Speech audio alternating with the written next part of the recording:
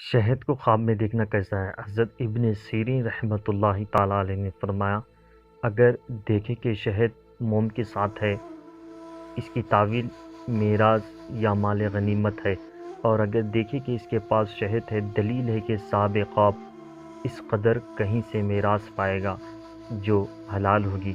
حضرت ابراہیم کرمانی رحمۃ اللہ تعالیٰ علیہ نے فرمایا، اگر دیکھے کہ اس کے پاس شہد ہے، دلیل ہے کہ اس قدر علم اور دانش حاصل کرے گا، اور اگر دیکھے کہ اس شہد میں سے لوگوں کو دیتا ہے اور وہ کھاتے ہیں، دلیل ہے کہ لوگ اس کے علم سے فائدہ حاصل کریں گے، اور اگر اس کے خلاف دیکھے تو نفع نہ پائے گا۔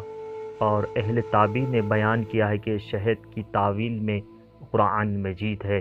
حضرت جعفر صادق علیہ السلام نے فرمایا کہ خواب میں شہد 5 وجہ پر ہے: فرسٹ میراث، سیکنڈ غنیمت، تیسرا علم، چوتھا قرآن مجید، پانچواں فراخی روزی۔